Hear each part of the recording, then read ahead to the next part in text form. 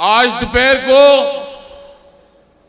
4:30 बजे इसी पाकिस्तान और इसी मुल्क का वजीर तिजारत, वजीर कॉमर्स अब्दुल रज़्ज़ाक दाऊद, जो उस मुल्क के अंदर बढ़ती हुई महंगाई, बेरोजगारी और भूख और अफलास का जिम्मेदार है, वो आज लंदन में सबसे महंगी दुकान पर बैठकर शॉपिंग कर रहा है। यह है तब्दीली का नारा। और फिर बाद में हमसे यह कहा जाता है कि हमारा सियासत से कोई ताल्लुक नहीं है, और हम आपकी हर फन बात पर यकीन करते हैं कि आपका सियासत से कोई ताल्लुक नहीं है। बिल्कुल यकीन करते हैं। आपका एक एक लफ्ज हमारे लिए काबिल एहतराम है जब आप कहते हैं कि हम सियासत के अंदर हमारा कोई ताल्लुक नहीं है। मगर गुमान और शक जब पैदा होता है जब आप ही के पास से एक आदमी खड़ा होकर कहता है अगला साल तो तब्दीली का साल है,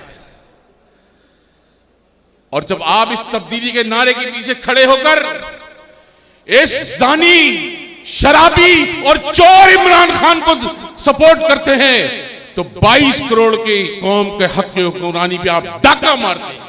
कल भी आपसे कोई इख्तिलाफ नहीं था, आज भी आपसे कोई इख्तिलाफ नहीं है, मगर अगर आप अपने हुदूद से, आईने पाकिस्तान से तजावुज़ करेंगे तो हमारा आपका इख्तिलाफ बरकरार रहेगा। और ये लड़ाई हमारी तरफ से कभी नहीं रही। आपने पाकिस्तान की हर सियासी जमात को, पाकिस्तान की वो तमाम मजहबी जमातों को मैप बनाकर, नक्शे बनाकर मैनेज किया। इलेक्शन से पहले आपने तरतीब दी कि कराची से लेके उबाड़ों तक किसकी हुकूमत बनेगी, उबाड़ों से लेकर अटक तक किसकी हुकूमत बनेगी, और अटक से लेकर फाटा, पिशावर और केपीके में किसकी हुकूमत बनेगी। हमने तय नहीं किया, आपने तय किया। आपने जमातों को तकसीम किया। R45 को आपने फॉर्म को चोरी किया। RTS का सिस्टम आपने डाउन किया। मुल्क और कौम के लोगों के हुकूक पर डाका तुमने डाला, और शिकवा और शिकायत हम सियासी जमातों से करते हो। 70 साल से शायद गुजर गए, घर से बाहर निकलो आज भी नाला फटा हुआ निकलता है। और फिर जमातें बनाते हो, जमातें खड़ी करते हो, तकसीम करते हो, ग्रुप बना के खड़ा करते हो। कभी मसलकी कार्ड के नाम पर कौम को तकसीम करते हो, दीन को तकसीम करते हो, कभी हल्फनामे पे रद्दो बदल करके गुस्ताखों को पैदा करते हो, कभी क्या क्या तमाशे इस मुल्क में लगाते हो। हासिल मान लो, तस्लीम कर लो कि तुम आज कल भी तुम्हारे मुकद्दर में शिकस्त थी, आज भी तुम्हारे मुकद्दर में शिकस्त है। हारे हुए घोड़े हो, पट्टे हो गए हो, वापस जाओ अपनी जगह पर। हक की हुक्मरानी की हुकूमत को आने दो, नियाजी को हटा के फेंको, फ्रेश, फ्री, फेयर इलेक्शन करा के दो इस मुल्क के अंदर। रोज तमाशा है इस मुल्क के अंदर। और फिर हमसे शिकायतें, ओवरसीज पाकिस्तानी के नाम पर आपके वोटों के ऊपर डाका मारा जा रहा है। कौन सा ओवरसीज पाकिस्तानी? यानी ओवरसीज पाकिस्तानी का मतलब है कि तुमने जो मशीनें लगाई हैं, अब इंडिया में क्या अभिनंदन वो जो है वो वोट डालेगा तुम्हारे लिए? कौन वोट डालेगा ओवरसीज पाकिस्तानी? ओवरसीज पाकिस्तानियों के नाम पर वोटों पर कब्जा करने की साजिश की गई है, और कौम अच्छी तरह जानती है, कौम भूली नहीं है, कौम जानती है। बाजी की सिलाई मशीन और भैया की वोटिंग मशीन को अच्छी तरह जानती है। ये डाकू इनका टोला है, और इनके पीछे लॉरेंस अरेबिया के शिकस्त खुदा लोग बैठे हैं जिन्होंने इस मुल्क को तबाह करने का निजाम हाथ में रखा हुआ है। आज पाकिस्तान की तारीख में ऑडिट रिपोर्ट कोरोना वायरस की 2 दिन की, 2 साल की, 2 साल की कोरोना वायरस की रिपोर्ट। कितने साल की? कितने साल की? 2 साल की कोरोना रिपोर्ट में मैंने इल्जाम नहीं लगाया, हुकूमत की ऑडिट रिपोर्ट का हिसाब है 40 अरब रुपए का fraud Imran Khan and company ने किया है। ये कौमी खजाना नहीं है, ये क्या इमरान खान के बाप का पैसा था? और क्या तुम्हारे बाप ने इस मुल्क को बनाया था जो तुम इस कौम के खून पसीने की कमाई लूटते रहो? और अफसोसनाक सबसे बात यह है, मैं किसी को पर जाती हमला नहीं करना चाहता हूं, ना किसी का इस वक्त नाम लेना चाहता हूं। आज मीडिया भी परेशान है और हो सकता है मेरा ये क्लिप बाद में चले। मीडिया परेशान है, हमारी आजादी छीन गई।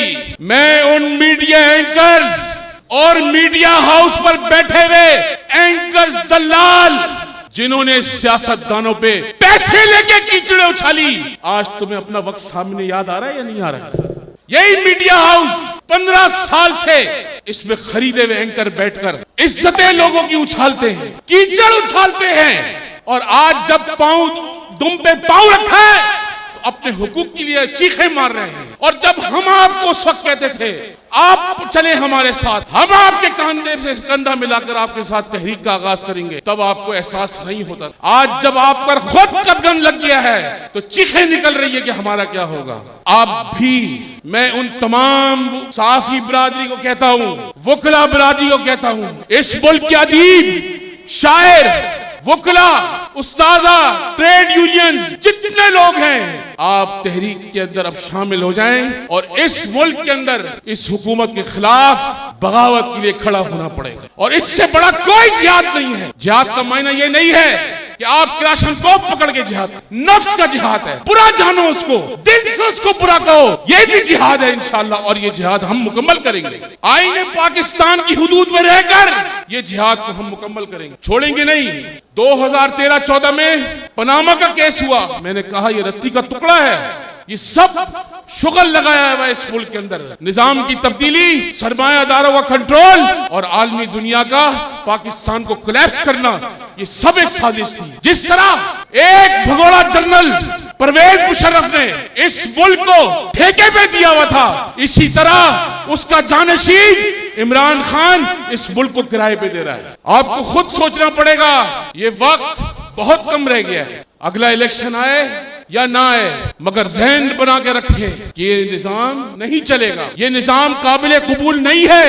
170 रुपए से ऊपर डॉलर है, गैस का बिल गरीब की पहुंच से दूर है, पेट्रोल की कीमतें आसमान की बुलंदी पे है। और पाकिस्तान में बैठा बेशरम वजीर आजम कहता है आपने घबराना नहीं। डरो उस वक्त से जब तुम्हें गरीब माए और बहने की बददुआएं लगेंगी, जिनके चूल्हे तुमने बुझाए हैं। अल्लाह रब्बुल इज्जत को गवाह बना के कहता हूं तुम्हारा चूल्हा भी बुझेगा इंशाअल्लाह। कोई माफी नहीं होगी, चाहे वो रिटायर्ड हो, चाहे वो जज हो, चाहे वो सिसिलियन माफिया हो या वो कोई भी माफिया हो। कौम के हुकूक पर जो डाका मारेगा, अल्लाह की लाठी बेआवाज है, कभी नहीं बच सकेगा। सबसे बड़ी अदालत मेरे अल्लाह रब्बुल आलमीन की, और उससे कोई नहीं बच सकता। कोई अहमक ये भी ना सोचे कि आप 70 साल से लोगों को पकड़ रहे। क्या पकड़ते हैं? तुमने फलाने की तौहीन करी, चलो भाई बंद करो, फलाने अफसर की तौहीन कर दी, फलाने जज साहब की तौहीन कर दी। और जो 70 साल से आप इस कौम की तौहीन कर रहे हैं, उसका हिसाब कौन लेगा? ये कौम भी तो पिस रही है, नहीं पिस रही? चीनी चोर आज वफाकी काबीना में मौजूद है, आटा चोर आज भी इस काबीना में मौजूद है। और पाकिस्तान की सबसे बड़े मंसूबे सी पैक को तबाह करने में अगर कोई मकरू चेहरा है तो वो इमरान खान नियाजी का है।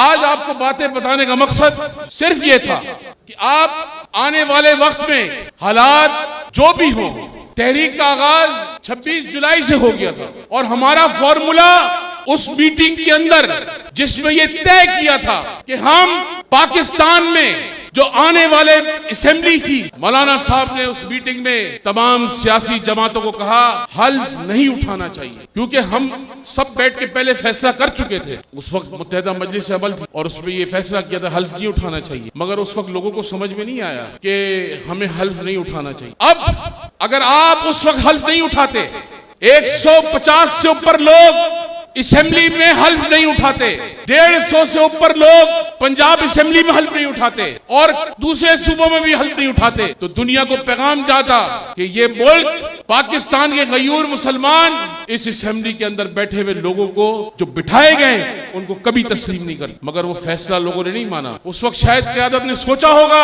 यार ये मौलाना साहब का शायद कोई अपना एजेंडा होगा। अब जब खुद डंडे पड़ रहे तो चीख पुकार कर कहते यार ये क्या हो गया। अब इसको उतारने के चक्कर में लोग अपनी तवानाइयां लगा रहे हैं, मगर मेरा तज्जिया जाती ये है ये जाएगा, मगर जिल्लत और रुसवाई की एक बड़ी मिसाल कायम करके जाएगा। जलील होकर और रुसवा होकर इस मुल्क से जाएगा।